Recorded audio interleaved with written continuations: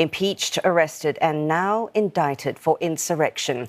The South Korean President Yoon Suk-yeol's political implosion has been swift ever since his brief imposition of martial law in the country. Right now, we're joined by Baik Tae-Ung, who is Professor of Law at the William S. Richardson School of Law, University of Hawaii at Manoa. Good of you to join us, Professor. You've heard some strong words from Yoon's lawyers. I want to ask you, will their focus on discrediting the charges and legality of this investigation be enough to save the man that they're defending?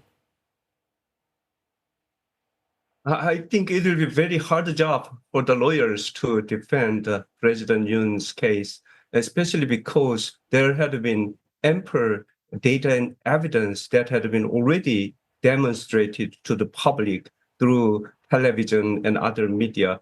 As you know, President Yoon is charged for the insurrection crime, and the insurrection crime is defined as an uprising in all or part of the territory of the Republic of Korea for the purpose of excluding the state power, such as National Assembly or other agencies, and disrupting the constitutional order. So for the prosecution, the case seems to be not too difficult to prove. The only difficulty at this time Korean prosecution has was to have some extended detention time to prepare and also cross-check the evidence that they have already collected with the testimony of President Yoon, which is denied by the court.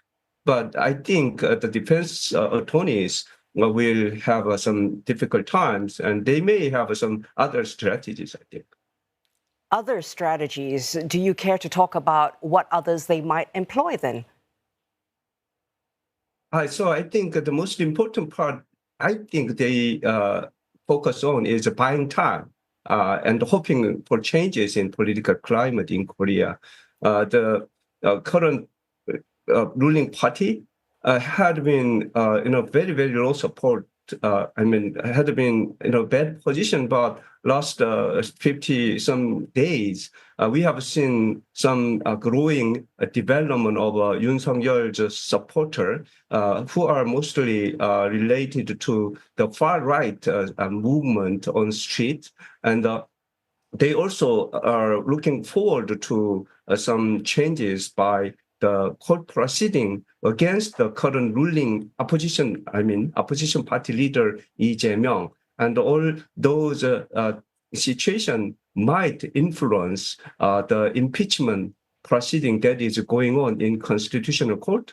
And if the Constitutional Court decides that the impeachment bill is not correct, then some serious political change may happen. So their major defense strategy, I think, is to buy time and also focus on impeachment proceeding in Constitutional Court and raising all possible issues or procedures, such as requesting parole and also challenging or evidentiary standard, etc. Thanks for going through those scenarios, Professor. You talked about Mr. Yoon's diehard supporters and how there's a real movement behind him. They've called his impeachment fraud. Do they know something that we don't? And what's behind their faith in President Yoon? Actually, this supporter of President Yoon is not a sudden development. It has been, I think, developing since last impeachment against Park Geun-hye, and those rightist missionary religious group, churches, and some of the rightist YouTuber, all they have been growing their networks, strengthening this activism. And additionally, they were kind of fed with some information that there could have happened some foul play in election, and also the policy of a Democratic Party is just really something that they were again instigated. So altogether, currently the supporter of Yoon Suk-yeol against the impeachment are stronger than before.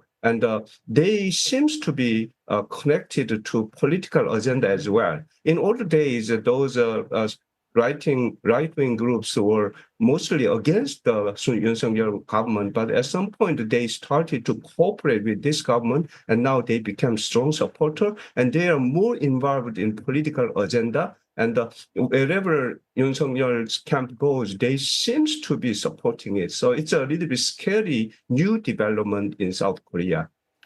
Professor, last question for you today. You know, the way things are going, the odds of an election this year are high. Can you tell us how you think that will play out, especially with the shift in favor of Yoon's People Power Party? And can we expect the opposition to gain ground as well?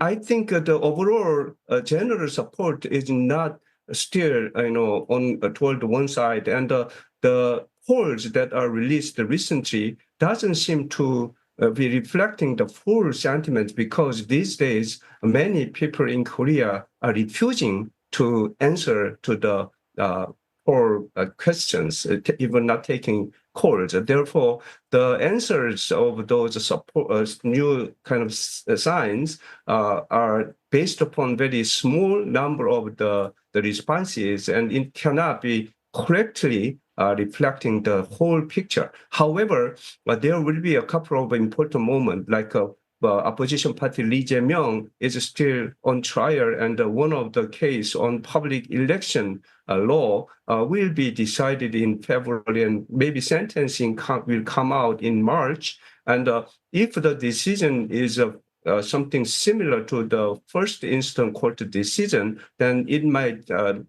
be a major kind of new development. And on the other hand, in the ruling party, because impeachment is going on and seems to be reaching a conclusion soon, the ruling party may also need to prepare for presidential election, and they apparently do not have a clear candidate at this time. Therefore, there could be some kind of a division and also competition against each other, and maybe some kind of chaotic situation. So a lot of political turmoil is still being expected. On the other hand, the new president, Donald Trump, is in place, and in South Korea, economic issues, security issues, and other issues are also developing as important issues. And many people really want to see all these issues will be calmed down with some quick kind of answers by the Constitutional Court and court, so that they can